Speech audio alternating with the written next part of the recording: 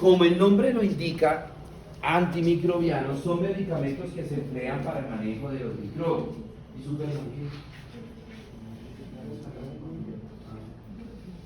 bueno, muy bien. Entonces, esos microbios, ¿qué pueden ser? Los microbios pueden ser virus, pueden ser hongos, pueden ser parásitos o pueden ser bacterias. Entonces, dependiendo del microorganismo, así será el grupo de medicamentos. Entonces, hoy vamos a trabajar los medicamentos antivirales, haciendo la aclaración que para los virus no hay tratamiento específico. Si nosotros tenemos una infección por una bacteria, tomamos un antibiótico y ese antibiótico mata a la bacteria. Si nosotros tenemos un parásito, ¿sí? Tomamos, dependiendo si el parásito es un helminto o si ese parásito es un protozoario, tomamos, a su merced nunca le han dado un mangazo a eso porque es tan duro ese mango, ¿yo?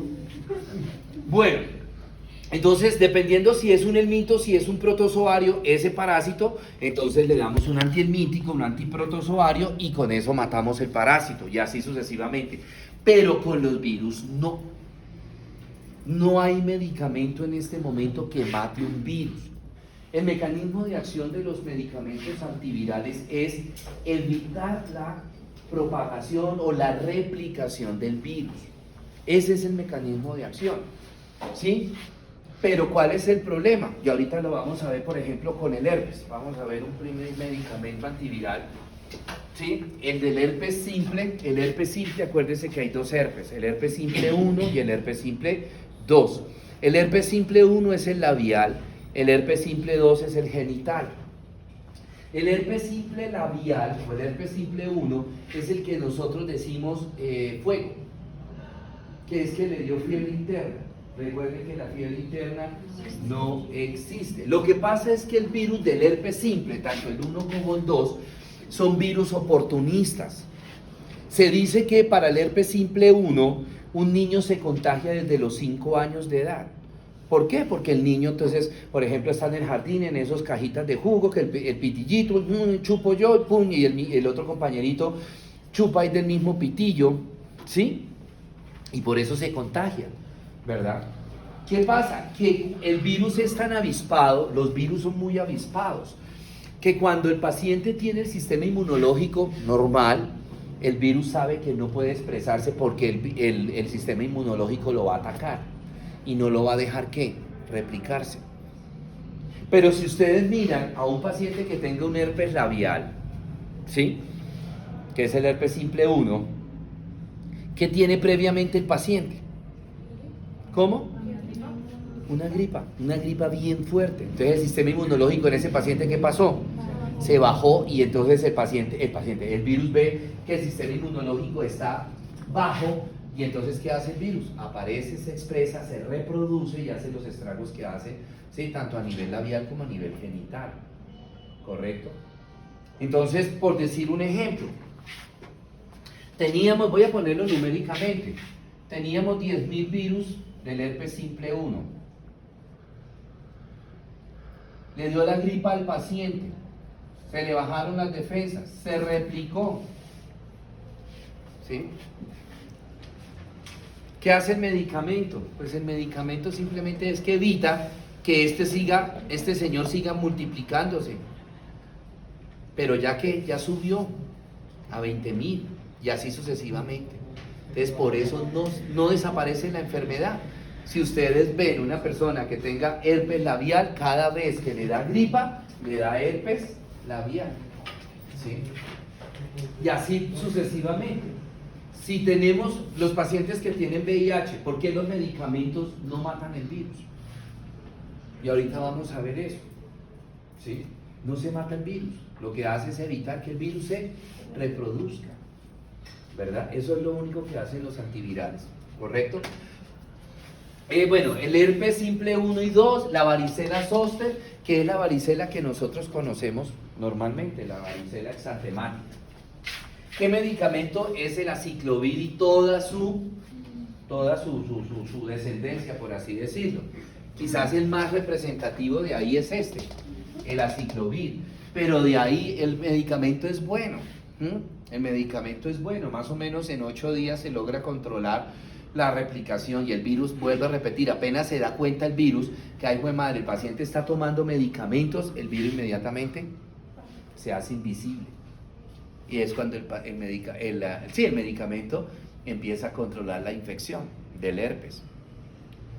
Y tenemos varios herpes aquí, bueno, el 1 y 2, que ya lo sabemos, el varicela zoster, el de la varicela zoster, que es el del herpes zóster, que es el de la culebrilla, lo que nosotros conocemos vulgarmente con la culebrilla. Está el de la varicela, que es la enfermedad exantemática, la que le da a los niños. ¿Sí? Ya no se ve tanto por la vacuna, ¿correcto? Entonces, el aciclovir es muy bueno. Entonces, ¿qué se ha hecho? Pues se ha sacado muchos derivados del aciclovir, como es el panciclovir, el fanciclovir, el valanciclovir.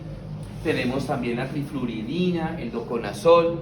Son buenos, pero ellos lo único que hacen es controlar la replicación del virus, más no destruyen el virus, porque vuelvo a repetir, miren ustedes una persona que sufra de herpes labial, cada vez que le dé gripa, inmediatamente le aparecen los famosos fuegos, ¿cierto? ¿Cuál es el mecanismo de acción de estos medicamentos?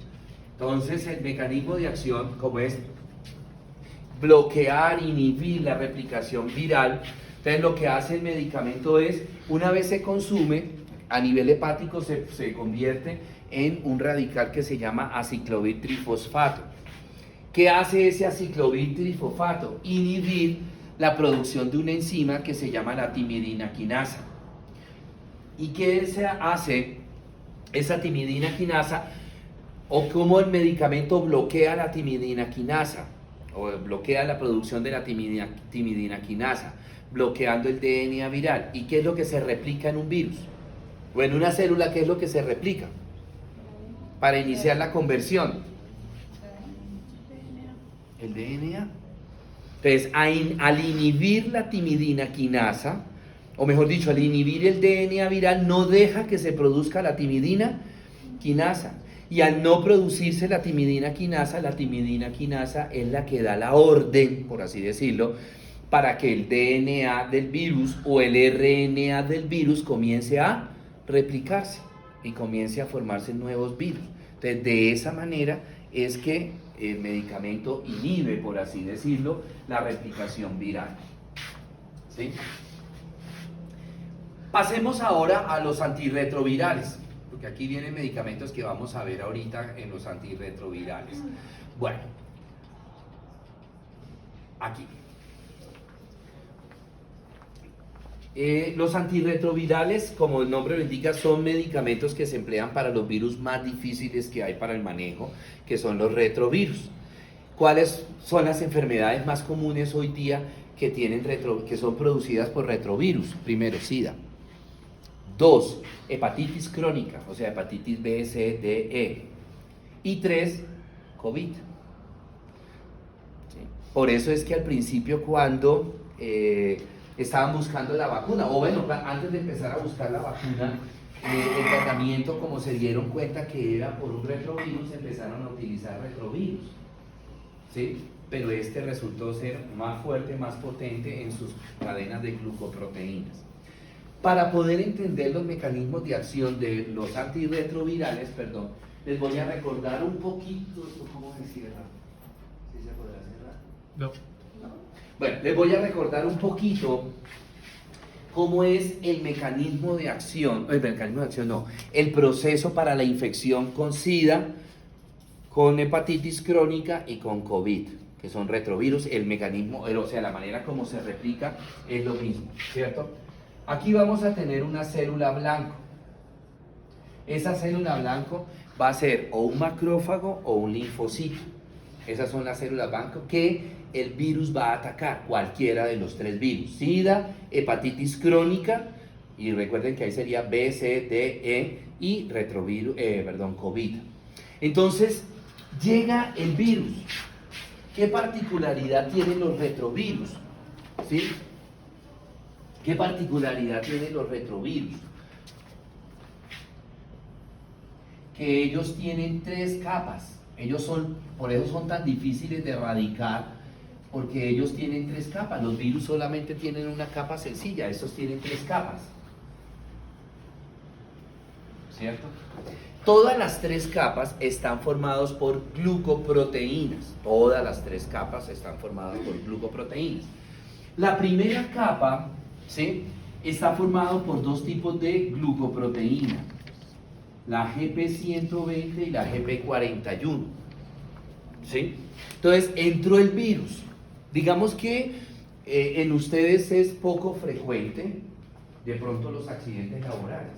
No quiero decir que sea imposible, no, porque si ustedes le están tomando la muestra a un paciente, ustedes tienen que canalizar al paciente para colocarle un medio de contraste y que tal que ustedes se pinchen con ese hielo que le pusieron a un paciente, accidentes laborales. Muy bien, entonces, ¿qué pasa? Entró el virus. El promedio para completar el ciclo de vida que les voy a explicar en los retrovirus es más o menos 2 días y medio. Por eso tan importante que en el evento que ustedes lleguen a tener un accidente laboral o un encontronazo de esos del tercer tipo con personas no conocidas, que tu discoteca, que las luces de la discoteca, que el traguito y toda esa cuestión, y terminan ustedes por allá en la Caracas, ¿cierto? Uy, no, bro. ¿No? Siento que ustedes son estrato 20, ¿no? Esas cosas para hacer carreras de medio tiempo, tecnológicas y ese tipo de... ¿Cómo? Listo, entró el virus. El virus llega y busca la célula blanca. ¿Cómo la encuentra?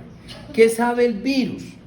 ¿Cómo sabe el virus que este es un glóbulo rojo? Entonces no lo voy a atacar porque no es mi célula blanca. Y que ese es un glóbulo blanco que sí me le voy a pegar a él, o que ese es un linfocito y que sí me le voy a pegar a él. Que la membrana celular del glóbulo blanco y del macrófago tienen unos correceptores. El correceptor para el linfocito se llama CCR5 y el correceptor para el macrófago CRW4. ¿Qué significan esos correceptores? Los correceptores es como si solamente lo tienen estas 2 células. O sea, el linfocito tiene el correceptor CCR5 y el macrófago el CCR4. El CRW4. CRWC4. ¿Sí? Entonces, cuando llega el virus, si no tiene alguno de esos 2 correceptores, no se le pega. ¿Sí? El receptor ya lo hemos hablado, es un sitio donde se encaja el virus. Perdónenme la analogía que les voy a hacer. El receptor, o en este caso el correceptor, es un espacio en donde encaja el virus, como si fuera una ficha, un rompecabezas. ¿Sí? Ustedes saben que la ficha, un rompecabezas, solo casa, así sea de 5.000 fichas, cada ficha encaja en solo un lugar. Entonces, el espacio de rompecabezas donde casa esa ficha se va a llamar correceptor CCR5 o CRWC4. Y la ficha vendría siendo el virus, ¿cierto? Entonces llega el virus, ¿cierto? Y se pega a la célula blanca. ¿A través de quién? De unas glucoproteínas que se llaman GP120. Por eso, las primeras pruebas de SIDA que se le hacen en el caso, por ejemplo, de un accidente laboral, son la cuantificación de glucoproteína GP120. Y si esa GP120 sale alta, inmediatamente, bueno, no quiero decir que si sale baja no le dan tratamiento, sí, pero si la GP120 sale alta, hay riesgo de que el paciente se haya infectado. ¿Sí? Listo, se unió el virus con la célula blanca a través de la GP120. La GP120 se mete en ese correceptor, ¿cierto? Se mete, ¿verdad?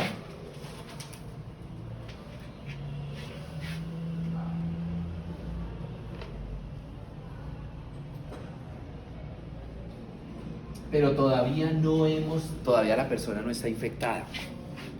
¿Qué se necesita? Que se rompan las membranas celulares. Entonces llega un momento en que esto queda más pegadito.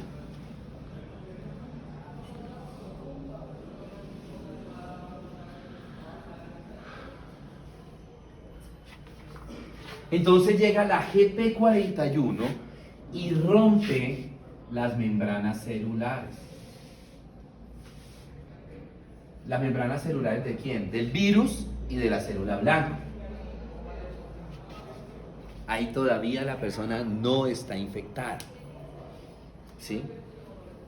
¿Qué sucede ahora? La GP41 no solamente me rompe las membranas celulares de las dos células, valga la redundancia, sino que también me rompen las membranas nucleares. La de acá y la de acá. El virus del SIDA, y es igual para los demás, el virus del SIDA es virus RNA. Y las células de nuestro cuerpo, ¿qué material genético tienen? DNA. ¿Cierto? Entonces, se rompió la membrana nuclear, ¿sí?, del virus y empieza a migrar el RNA, a meterse en la célula blanca. ¿Cierto? Pero mire cómo es el virus de inteligente, por así decir. Él sabe que es RNA y también sabe que la célula blanca es DNA. Entonces él dice, no, yo no me le presento así con estos chiros RNA al DNA porque no deja que nos aparemos. Él va lo que va.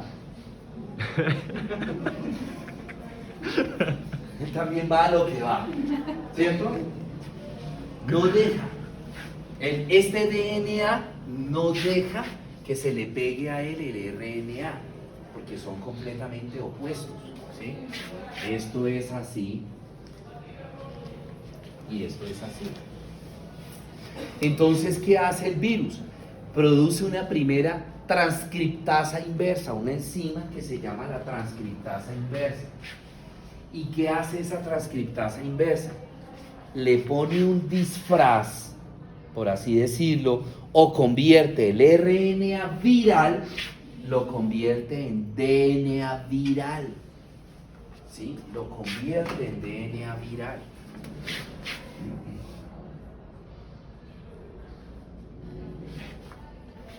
Recuérdense que el azul es DNA viral, el rojo es DNA de nuestro cuerpo, de la célula blanca. Entonces ahora llega, ahora sí me le puedo presentar, ya me cambié de ropita, ya estoy elegante, ya puedo engañar al DNA de la célula blanca. Se le presenta al DNA de la célula blanca.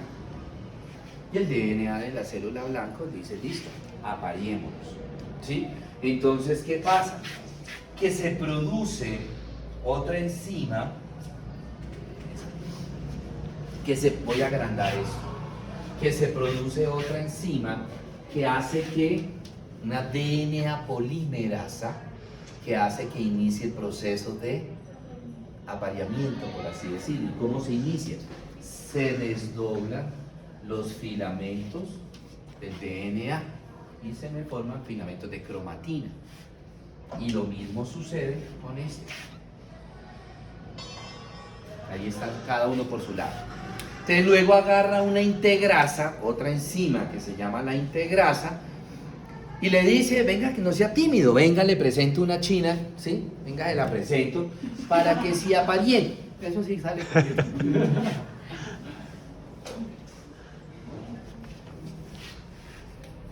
Este filamento de cromatina se une con este filamento de cromatina y este otro con este otro.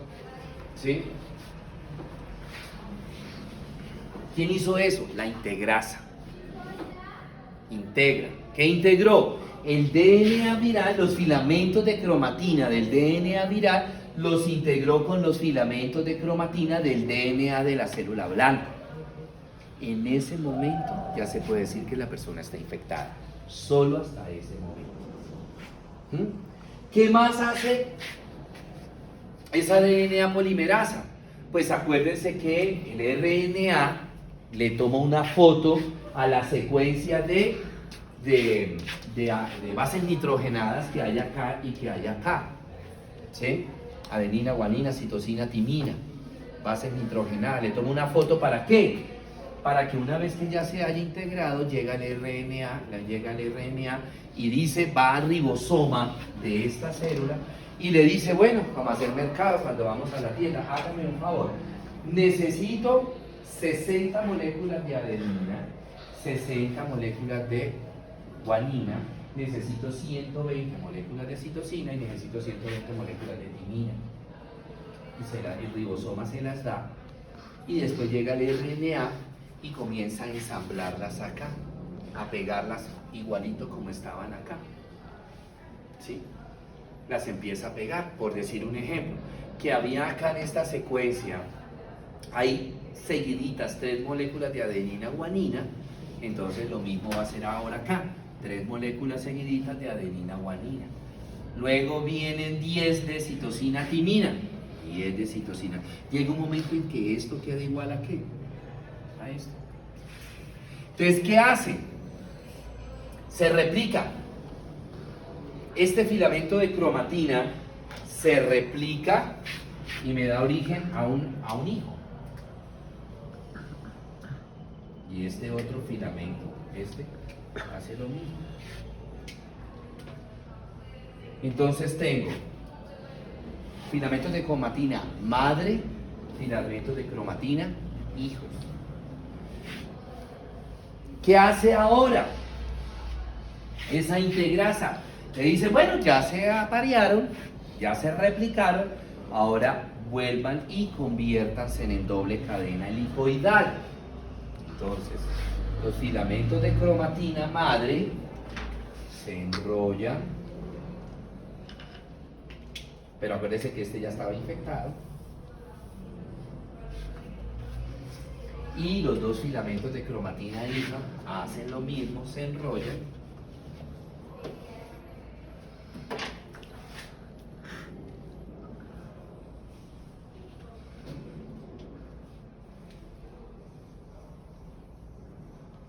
¿Qué tengo ahora? Tengo una cadena helicoidal de DNA igualito a la mamá, pero ¿con qué diferencia? Con que están ya ahora infectados. ¿Para dónde se va? Como este era el madre, otra vez se va para su célula blanco. Y que es el hijo, ¿qué va a hacer? Formar un nuevo virus para que ese nuevo virus vaya e infecte otra célula blanco. Pero ¿qué era? ¿Qué es? Mire cómo es. Al revés. Es DNA. ¿Y el virus del SIDA es qué? RNA. Entonces se produce una nueva transcriptasa inversa. Se produce una nueva transcripción. Y esa transcripción me va a convertir esto en RNA, pero ¿ya qué? Infectado. ¿Sí? Pero esto no se puede salir de la célula blanco a infectar. ¿Por qué? Porque todavía no es un virus. Hasta ahora tengo el material genético, nada más. ¿Qué le hace falta? Las capas de glucoproteínas para formar el nuevo virus. ¿Sí? Entonces se produce una nueva enzima que se llama la proteasa. Hay 3 genes en el virus del SIDA que son muy importantes, que son el gen GAD, el gen POL y el gen M. Entonces, esa proteasa va a hacer que ahorita vemos cuál de las 3, empiezan a producir ¿qué? Las glucoproteínas para empezar a formar el cuerpo del virus del SIDA. Vamos a hacer esto más pequeñito porque es pequeñito. Es un 2.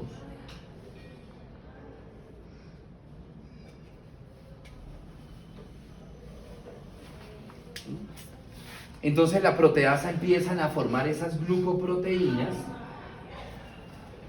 Me van a formar primero la membrana nuclear.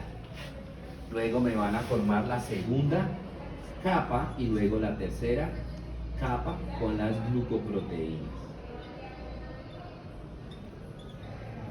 Y en ese momento que ya está formado el virus puede salir de la célula blanco y buscar otra célula blanco para infectarla y hacer lo mismo. ¿Sí? Hacer lo mismo que acabamos de ver. ¿Cuánto tiempo dura este proceso? 2 días y medio. 2 días y medio. Por eso es tan importante que cuando, por ejemplo, enfermeras, instrumentadores quirúrgicos, nosotros los médicos, tenemos un accidente laboral, inmediatamente ir a reportar el accidente laboral para que nos envíen a la ARL y antes de que se cumplan los 2 días y medio nos inicien tratamiento con los medicamentos que vamos a ver ahora. No es que, ay, pues madre, son las 4, ay, qué mamera, yo no voy, ahorita va a llover, y eso quién sabe a qué hora me atiendan, salgo por allá en la madrugada, mejor voy mañana. Entre más rápido se inicie el tratamiento, más rápido cierro el ciclo de vida del virus. Más opciones tengo de evitar el contagio, ¿cierto? No es lo mismo que me empiece a tomar el medicamento acá, que me lo empiece a tomar cuando ya ambos son DNA y está infectado. Va a tocar más trabajo. ¿Por qué? Porque ya hubo replicación ya hubo integración y replicación de los filamentos de cromatina. Entonces, ¿por qué les recuerdo esto? Porque los medicamentos que vamos a ver, pues las familias de medicamentos, pues dependen en qué fase de la infección estén, ¿cierto? Entonces, acá tenemos las familias. Inhibidores nucleócidos con S de la transcriptasa inversa, inhibidores no nucleócidos de la transcriptasa inversa, inhibidores nucleótidos con T, inhibidores de la proteasa, inhibidores de la entrada del virus, inhibidores de la integrasa. ¿Sí? Están las fases más importantes del proceso todas las fases del proceso de contagio. Entonces, empecemos a hablar de los inhibidores de la entrada del virus, o sea, los que estaban aquí al principio. ¿Sí? ¿Qué es lo que ellos van a hacer? Bloquear la GP41. Ellos lo que van a hacer es unirse a la GP41. Recuerden que la GP41 es la que ¿qué? La que me rompe las 2 membranas celulares. ¿Sí? Entonces, ellos dejan de pronto que el virus se pegue a la célula blanca a través de la GP120, pero no deja que la GP41 rompa las membranas celulares. Entonces, pues, el paciente queda con ahí la GP41 pegada toda la vida, no digo toda la vida, pero sí un largo tiempo hasta que ese virus se muera, ¿sí? Cumpla su ciclo y se muera. Ese es el mecanismo de acción del primer grupo, de virus que impiden la entrada del virus. Tenemos acá, yo traje solamente uno, pero independiente, y no quiero llegar a peleas acá, no quiero llegar a politizar la clase, independiente del concepto que tengamos de la ley 100, la ley 100 en Colombia es uno de los países que tiene más medicamentos para el manejo del SIDA. Y tenemos de todas las 6 familias. En otros países, por ejemplo, como en Ecuador, como por ejemplo en Perú, no tienen medicamentos de las 6 familias. Entonces, ¿sí? Bueno. Tenemos ahora los inhibidores nucleócidos de la transcriptasa inversa. Estos inhibidores nucleócidos actúan en la primera transcripción, es decir, cuando el virus produce la transcriptasa inversa para convertir el RNA viral en DNA viral. Esa es la primera transcripción. Entonces, ahí actúa este medicamento, ¿cierto? Bloqueando, impidiendo que se forme o se produzca la transcriptasa inversa para impedir que el RNA viral se me convierta en DNA viral. Entonces, si no hay quien a mí me convierta, estoy todo escachalambrado, Si no hay quien me ponga un vestido elegante, pues la señorita que voy a invitar a sacar a bailar muy seguramente no me va a aceptar el baile. ¿Por qué? Porque no pertenezco al mismo estrato social de ella, diría ella, ¿cierto? Muy bien.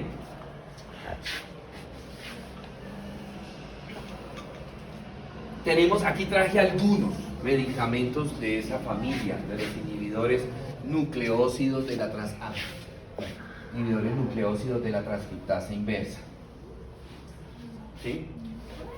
Tenemos la acidobudina, la didanosina, la bibudina, saxitabina, estabudina, abacavir, entrecitabina y tenofovir. Aquí faltan más. En cada familia más o menos el ministerio tiene digamos como una provisión de 15 fármacos de cada uno. ¿Sí? 15, 20, dependiendo de los que más se usan. Este es uno de los medicamentos que más se usan.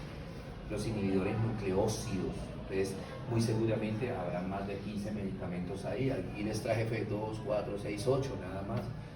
Y seguramente lo último que yo leí habían 20 medicamentos como inhibidores de la nucleócidos de la transcriptasa inversa. Bueno, tenemos ahora los inhibidores no nucleócidos, ¿cierto? Ellos actúan en la segunda transcripción, es decir, evitando que el DNA viral se me convierta en RNA viral y de esa manera impedir que la polimerasa empiece a formar el cuerpo de ese virus, ¿cierto? También es muy bueno. Tenemos 4 que son como los más usados, pero aquí hay faltan más. La nevirapina, de la virdina, efavirenz, entravirina. Aquí hay más. Inhibidores de la proteasa. ¿Qué hacía la proteasa? Formar el cuerpo del virus. Empezaba a formar las glucoproteínas que forman primero en la membrana nuclear, luego la segunda capa y finalmente la tercera capa. ¿Ustedes se acuerdan de los genes que yo le había puesto acá? Entonces, esta lo que hace es bloquearme esos dos genes, el gen GAP y el gen POL, que son los que me producen las glucoproteínas que van a formar el cuerpo del virus. Entonces, listo, se replicó el virus y acá ya se hizo la segunda transcripción y ya quedó en el RNA viral, pero si no hay quien forme el cuerpo, ese virus no se puede salir, o ese RNA viral ya no se puede salir de la célula blanco. ¿Por qué? Porque le falta el cuerpo. ¿Sí? Entonces no se puede salir de la célula blanco y por lo tanto no puede ir a infectar o no puede ir a atacar a otras células blanco. ¿Sí? Bueno, aquí están los medicamentos: el saquinavir, ritonavir, lopinavir, indinavir, melfinavir, emprenavir, atazanavir, tripanavir, duranavir y fonsaprenavir. Aquí faltan más medicamentos, ¿sí? Creo que la que menos tiene, la subfamilia o el subgrupo de fármacos que menos tiene como 12 medicamentos. Vayamos sumando. Imaginémonos que todos menos uno tenga 15 medicamentos. Hay unos que tienen más de 15, como les decía, y otros que tienen 12 medicamentos, nada más. Pero bueno, pongámosle en términos generales, que todos tengan 10, son 60 medicamentos para manejar VIH. O sea, el médico, el infectólogo tiene mucho chance de dónde escoger, ¿sí? En el evento que el paciente me haga una reacción adversa o el paciente me haga una intolerancia a un medicamento, pues tengo mucho más chance de dónde escoger para manejar. Por eso, por ejemplo, acá en Colombia hoy día, allá a nivel mundial, el SIDA, o sea, no digo que sea benigno, no, sino que buen pronóstico para el paciente. Ya los pacientes, ¿cómo se llama eso? La sobrevida en Colombia para el virus, para pacientes con VIH, se ha prolongado mucho. Ya hoy día los pacientes con VIH-Sida se están muriendo de 60 años o más años y no se están muriendo de SIDA. Se están muriendo de otras cosas. En algunas ocasiones esas otras cosas pueden sobrevenir por la inmunodeficiencia del paciente, vaya y venga, ¿sí? o pueden morirse de otras cosas que no tienen nada que ver con el SIDA, por ejemplo, un infarto, ¿sí? De un infarto se pueden estar muriendo, ¿sí? Entonces eso es muy bueno para los pacientes. Señor, En este caso, ¿el qué? el PrEP que hace el organismo para no contagiarse del virus. Él lo que hace es bloquear, ¿sí? Lo que hace es bloquear para evitar que el virus se le pegue, de los primeros medicamentos. Bueno. Inhibidores de la entrada del virus del SIDA. Este es el que me bloquea los correceptores. ¿Se acuerdan los correceptores? CCR5 o CXCR4. Él me bloquea. ¿Cómo lo bloquea? Pues imagínense ustedes que las sillas son esos correceptores y ustedes son la GP120. Entonces, ¿qué es lo que hace el medicamento? Ocupar el espacio del correceptor, de tal manera cuando llegue el virus con su glucoproteína GP120 encuentra el espacio lleno. Entonces no puede meterse, ¿sí? Y le toca ¿qué? Irse y cumplir su ciclo de vida de muerte y desaparece el virus, ¿correcto?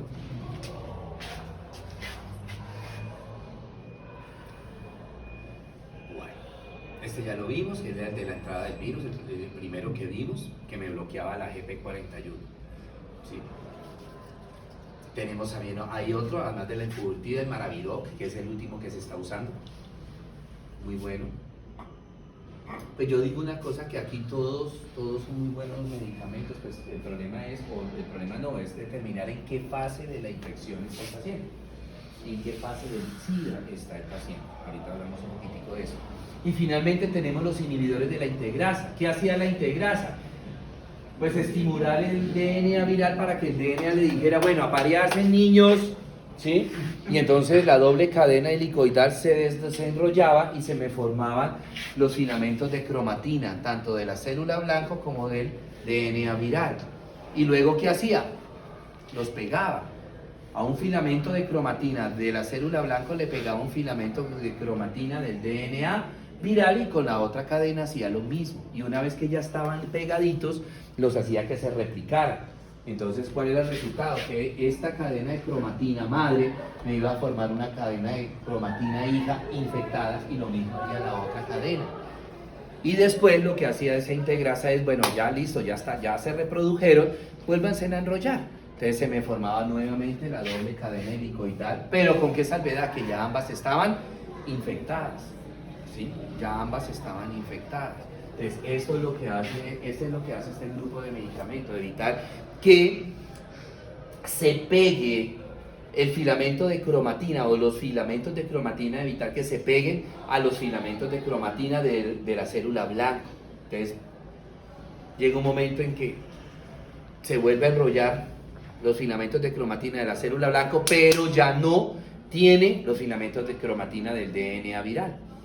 Y el DNA viral, como no se pudo pegar al DNA de la célula blanca, ¿qué le toca hacer?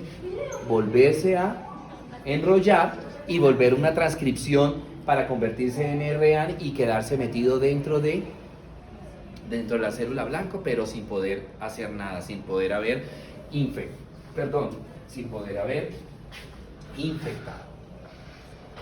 Bueno, muy bien.